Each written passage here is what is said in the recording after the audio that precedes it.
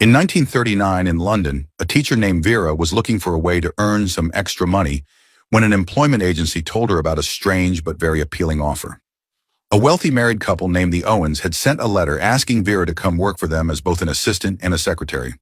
The job would take place at their home on a remote island called Soldier Island, off the coast of Devon. The pay was incredibly high, and if she did well, there was even a chance it could become a permanent position. Naturally, Vera accepted.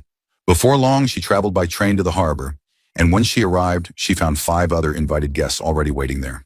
They were all taken across the sea by a boatman named Narracott, whose services had been specially hired by the billionaire couple.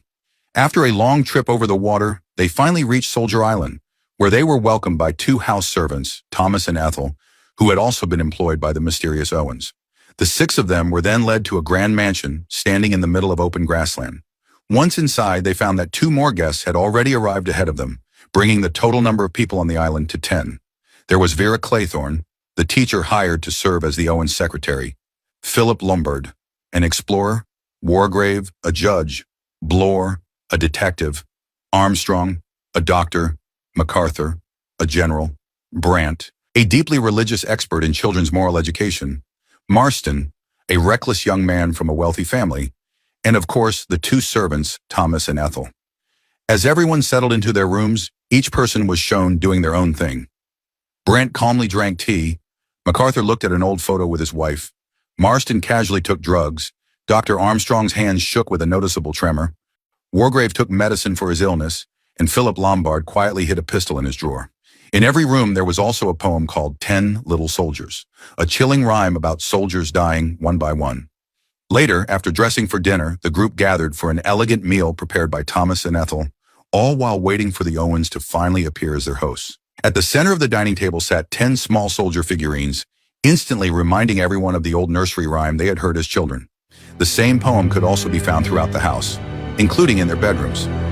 And this is And Then There Were None. As the 8 guests talked over dinner, Wargrave spoke proudly about his 40 years in law and the many important people he had met. Armstrong revealed that he had once served as a military doctor, and General MacArthur mentioned that he knew of Mr. Owen as a student of military history, even though he had never actually seen his face. MacArthur explained that UN Owen stood for Ulick Norman Owen, but Vera found that strange, because the woman who had hired her also used the initials UN Owen for Una Nancy Owen. For a husband and wife to both share the exact same initials, like that felt far too convenient to be a coincidence. Brant then asked when they would finally meet the Owens, but Thomas explained that there was no telephone on the island to contact them. Normally, Narracott brought letters and supplies every morning, so perhaps the couple would arrive with him the next day. Then Armstrong remembered something. On the way to the harbor, Marston had driven recklessly and nearly clipped Armstrong's car. The 2 had already argued once before, and the others had to step in and calm things down. Please, there are ladies present. A handshake between gentlemen. In the end, Marston smoothed it over and apologized with a handshake. Just as dinner comes to an end, a sudden voice echoes throughout the entire room. It accuses all 10 of them of murder, calling out each name one by one. Armstrong is accused of killing Louis. Brant is blamed for Beatrice, Bloor for Landor, Vera for Cyril, Lombard for the deaths of 21 members of an East African tribe, MacArthur for Henry, Marston for John and Lucy, Wargrave for Seaton, and finally Thomas and Ethel for Brady. Whoever brought them here clearly knows everything, and this is only the beginning. Panicked, they rush to find the source of the voice. It leads them downstairs where they discover a gramophone connected to speakers across the house. The message was pre-recorded. At the same time, Ethel suddenly collapses in the kitchen. Thomas quickly carries her to their room, and Armstrong gives her a mild sedative to help her rest. But as Armstrong leaves, he overhears Ethel sounding terrified, while Thomas harshly orders her to stay quiet. Soon after, Thomas is forced to explain what he knows about the Owens. The truth is even stranger. Neither he nor Ethel has ever met them. They were hired through letters and instructed to play that recording at a specific time as part of a so-called surprise. The same goes for all the other guests. No one has ever seen the Owens. Then Thomas reveals something darker. He and Ethel once worked for an elderly woman named Mrs. Brady, someone they considered family. But when she left them almost nothing in her will, Thomas smothered her to death with a pillow. One by one, the others begin revealing their own pasts. Armstrong admits that a patient named Louis died during a risky operation. MacArthur confesses that Henry, a young soldier under his command, died during a mission he personally assigned. Wargrave insists that Seaton was rightfully executed for his crimes. Bloor explains that Landor, a criminal and drunk, died after choking on his own vomit following an arrest. Vera recalls the boy she once cared for, Cyril. One day he went swimming without her knowing and drowned. She tried to save him, even though she could not swim herself, and nearly lost her life in the process. Then there is Lombard, the only one who shows no remorse at all. He openly admits to killing 21 people for his own benefit. He even calls out the others, accusing them of hiding behind excuses, pretending their actions were accidents or misunderstandings. He points out that Brandt has not confessed anything, and Marston barely remembers his victims. The tension rises instantly, but Wargrave steps in and restores order, suggesting that they all leave the island together the next morning when Narracott returns. Later that night, as they prepare to rest, Marston suddenly remembers John and Lucy, two children he once ran over with his car. Instead of taking responsibility, he had blamed their parents for not watching them properly. Armstrong, still shaken from their earlier encounter, calls his actions cruel. Then, without warning, Marston collapses. He chokes violently on his drink, blood spilling as he dies in front of everyone. As they examine his body, Lombard, Armstrong, and Bloor discover drugs among his belongings. It seems possible that whatever he took may have played a role in his sudden death. That night, as everyone tries to sleep, Ethel is haunted by a disturbing dream. She relives the moment Thomas killed Mrs. Brady, a memory that has clearly left her deeply traumatized. For a long time, she has been living in fear, forced into silence by Thomas. Not long after, she suddenly wakes up. There is a knock on her door and someone enters her room. The next morning before sunrise, Thomas urgently wakes Armstrong and asks him to check on Ethel. Something feels off, but when Armstrong examines her, the truth becomes clear. Ethel has been dead for several hours. When Vera hears the news, she immediately pulls Armstrong into the dining room and points out something chilling. The number of soldier figurines on the table has dropped from 10 to 8. To her, it feels like a clear sign that the deaths are following the rhyme. But Armstrong brushes it off, thinking she is just overanalyzing things. As he leaves, Vera begins to experience vivid hallucinations. She sees Cyril's mother at the beach warning her son not to swim. Then Hugo, Cyril's uncle, appears as well, reminding Vera of her past. Meanwhile, Bloor and Lombard take a closer look at Marston's body. When they check his breath, they notice the unmistakable smell of cyanide. This was no accident. Marston did not choke on his own. Someone poisoned his drink. At breakfast, now much simpler with Ethel gone, Vera asks if anyone moved the figurines. No one admits to it. She then points out how the deaths match the nursery rhyme perfectly.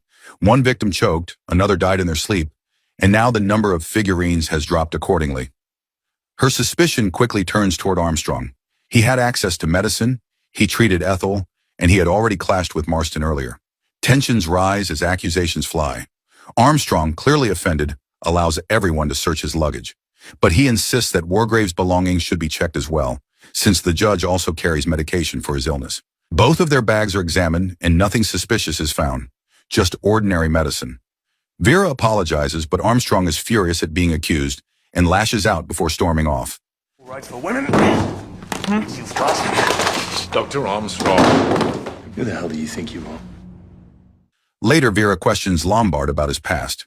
Without hesitation, he explains that he once stole diamonds from an African tribe and admits there are many more people he has killed for personal gain.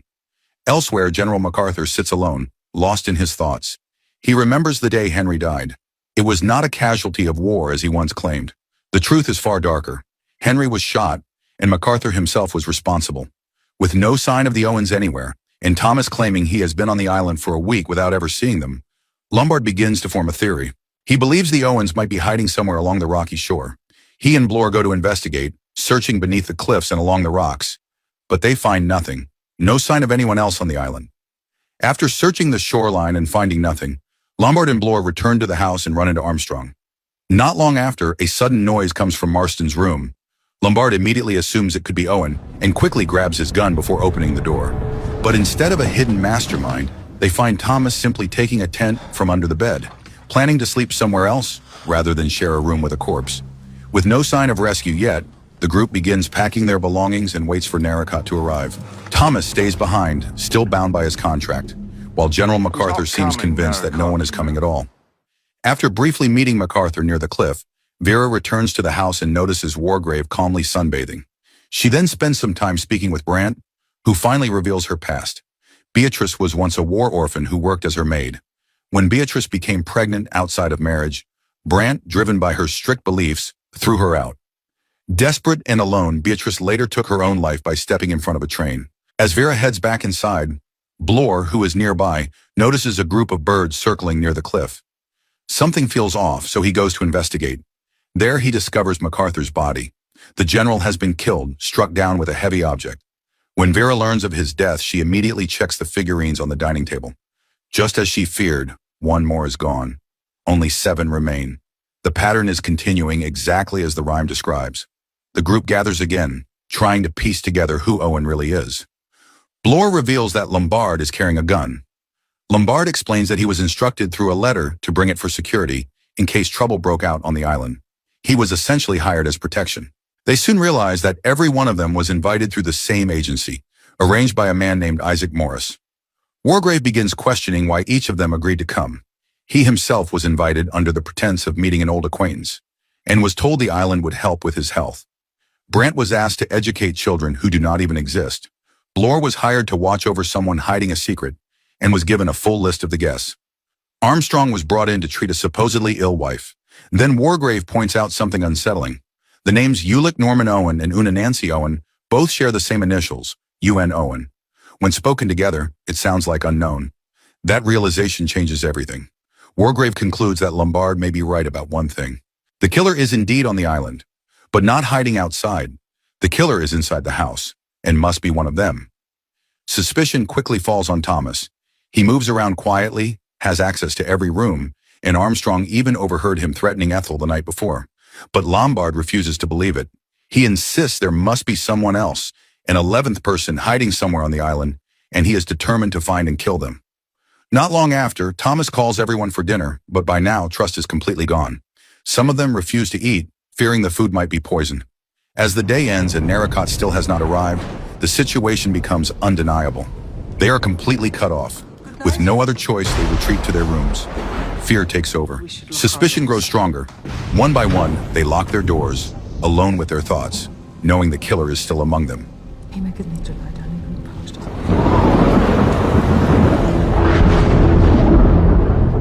The next morning, chaos erupts. Armstrong suddenly rings the gong to wake everyone up. When he went to ask for coffee, he found Thomas dead in a horrifying state. His body had been brutally hacked open, just like the next line in the nursery rhyme. 7 soldiers chopping wood, 1 gets cut in half, and then there were 6. At that moment, Armstrong realizes the truth. Whoever brought them here is playing a twisted game, following the rhyme step by step. Still, he tries to convince himself that it might stop here, since the next verse involves a bee sting, and there are no bees anywhere on the island. Vera snaps him out of his panic with a sharp slap and forces everyone to stay calm. Lombard and Bloor move Thomas's body into the bedroom, placing him beside Ethel, while they clean up the blood from where he was found. Meanwhile, Armstrong approaches Wargrave in the dining room and suggests they work together, admitting he no longer trusts the others. Not long after, he leaves to keep an eye on Vera, who is preparing drinks. Brandt refuses to touch anything Vera makes, worried it could be poisoned. At this point, everyone starts separating, moving around on their own. Then, as Vera passes through the dining room on her way back to her bedroom, she freezes. The figurines have changed again. There are now only 5 left. She immediately rings the gong, calling everyone back together. And once again, the pattern continues. The next victim is Brandt. She has been killed with poison, delivered in a way that resembles a bee sting, matching the rhyme perfectly. After her body is taken to her room, panic spreads even further. Lombard rushes back to his room and discovers something even worse. His gun is gone. That changes everything. It means someone has access to a spare key, most likely one that belonged to Thomas. Accusations explode instantly. Lombard suspects Armstrong, since he was the one who found Thomas's body. Armstrong fires back, pointing out that Lombard handled the body afterward. Bloor joins in, accusing Lombard, but Lombard quickly turns the suspicion onto Bloor, arguing that he was the last one to arrive at the scene. Lombard even theorizes that Bloor could have taken the spare key, returned to his room, waited for the others to gather, and then quietly stolen the gun. But Bloor denies everything. He claims he was delayed because he was in the bathroom for quite some time. With no clear answers, the 5 of them decide to search everything. Every room, every corner of the house. They tear apart furniture, rip open cushions, and check every possible hiding place. But the spare key and the gun are nowhere to be found. In the end, they are left with nothing but canned food and growing paranoia. They sit together exchanging suspicious glances, each one wondering who the killer really is. Unseen by all of them, the truth is much closer than they think. The missing key and the gun have been hidden in a place none of them would ever suspect. Inside the mouth of a bear-shaped rug. Heavy rain pours outside, the power is still out, and 5 bodies now lie in the house. The atmosphere turns suffocating. Fear takes over completely. To avoid another murder, they agree on a strict rule. No one moves alone unless absolutely necessary. Either they stay together as a group, or only one person moves at a time. That night, they eat a simple meal and sit together, trying to make sense of everything. Lombard begins questioning Wargrave about his past. It becomes clear that Wargrave has sentenced many people to death over the years. And not only that, he always stayed to witness the executions himself. For him, it was part of his responsibility. The conversation shifts to Edward Seaton, a man who was once declared innocent by the press. Wargrave firmly insists that Seaton was guilty. According to him, there was undeniable evidence, including a personal notebook filled with disturbing thoughts that revealed his true nature. Seaton had tortured and killed his victims in brutal ways, even leaving behind clues to guide the police, as if he enjoyed the hunt. On the day of his execution, Seaton refused to wear a hood. He showed no fear, almost as if he was mocking justice itself. Even now, Wargrave admits that the memory of Seaton still lingers in his mind. After that, they sit together in one room, trying to stay close. Only Wargrave steps away, choosing to read alone in another room, believing it should not be a problem if just one person leaves. But as soon as he is gone, suspicion grows again. Lombard and Bloor begin to question Wargrave. To them, he shares the same mindset as the killer, someone who believes in punishing the guilty. Bloor even suggests that Wargrave, now alone, could be preparing the next murder. Vera, exhausted by the constant fear and accusations, decides to return to her room. She allows the others to watch her if they want, but she cannot take the pressure anymore. Alone in her room, her mind begins to unravel. Memories from her past come flooding back. She recalls her relationship with Hugo, Cyril's uncle, and how far things had gone between them. The guilt she has buried for so long starts to resurface. Soon, her fear spirals out of control. She begins seeing Cyril everywhere, feeling as if something is choking her. Overwhelmed, she collapses. Her scream brings the others rushing in. Lombard, Bloor, and Armstrong help her regain consciousness. One by one, they step out of the room briefly, each finding an excuse. Armstrong to get medicine, Bloor to bring a drink, Lombard to fetch wine to calm her down. As they gather again, something strange catches their attention. There is a hook on the ceiling in Vera's room, something that does not exist in any of the other rooms. Moments later, they realize something even more unsettling. Wargrave has not returned. Despite Vera's scream echoing through the house, he never showed up. They go to check on him, and once again, the worst has happened. Wargrave is found dead, shot in the head, his body staged with a judge's wig placed on him. They move his body to his room, but now only 3 men remain alongside Vera. And just like before, suspicion explodes again. Each of them had briefly left Vera's room earlier, giving all of them an opportunity, yet none of them can prove anything. The pattern continues perfectly. The rhyme mentions a courtroom, and now Wargrave, the judge, is dead. Only 4 remain. The figurines reflect the same number. With fear and hopelessness taking over, they begin to lose control. To escape the pressure, they turn to alcohol and drugs, trying to numb themselves and forget the nightmare they are trapped in. As the tension pushes them further, they begin drinking heavily, trying to escape the fear. In that state, Armstrong starts suggesting something unsettling. He points out how close Lombard and Vera seem, hinting that the 2 of them could actually be the mysterious Mr. and Mrs. Owen. After a while, they all retreat to their rooms. But Lombard, still caught up in the moment, goes to Vera's room and gets closer to her. At the same time, Bloor hears footsteps outside. When he checks the stairs, he realizes it is Armstrong, moving around suspiciously. Bloor immediately reports this to Lombard, now convinced that Armstrong is the real killer. Vera is told to stay in her room and lock the door, while Lombard and Bloor go out to search for Armstrong. Left alone, Vera's mind drifts back to the past. After Cyril's death, the guilt and trauma had pushed her to the edge. She had even been admitted to a mental institution. Hugo visited her there and later decided to take Cyril's mother away, hoping distance would help her heal. Vera once asked Hugo to stay with her, but he chose to return to his own life instead, leaving her behind. Meanwhile, Lombard and Bloor search the entire island, but Armstrong is nowhere to be found. When they return, something feels even more off. The figurines have dropped to 3, and strangely, Lombard's missing gun is now back, lying on the bed. Suspicion rises again. Lombard and Bloor begin accusing each other since they had split up during the search. Either of them could have killed Armstrong, but Vera sees it differently. She recalls the next line in the rhyme. 4 soldiers go out to sea, 1 is taken by a red herring, and then there were 3.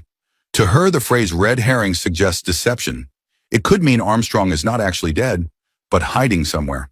After all, Armstrong had earlier suggested playing music to calm everyone down.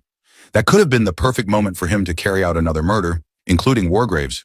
The suspicion against Armstrong grows stronger. Then Bloor finally admits the truth about his own past.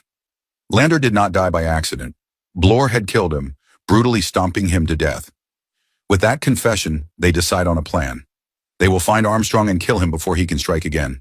They even plan to light a fire on the cliff at night, hoping someone might see it and come to their rescue. Without wasting time, Vera and Lombard pack their things and head toward the cliff. But Bloor, convinced that Armstrong is still inside the house, stays behind, ready to confront him with a weapon. As time passes and Bloor does not return, Vera and Lombard begin to worry. Lombard tells Vera to wait while he goes back to the house to check on him. But the rhyme continues just as before. 3 soldiers go to the zoo, 1 is taken by a bear, and then there were 2. Bloor is found dead, stabbed brutally, his body wrapped in a bear rug. Now only Vera and Lombard remain. They immediately search the island again, desperate to find Armstrong. Eventually, Vera spots something near the rocks. When they get closer, they discover the truth. It is Armstrong's body, which means he was never the killer. Now, with only 2 of them left, the situation becomes even more dangerous. Lombard begins to believe there must be an 11th person on the island, but Vera starts thinking differently. Lombard had returned to the house earlier. He had the opportunity to kill Bloor. In that moment, with no one else left to trust, Vera seizes her chance and grabs the gun. Now it is just the 2 of them, facing each other, both convinced the other is the killer. As Lombard tries to take the gun back, Vera reacts instantly. She fires multiple times, killing him on the spot. I need the gun!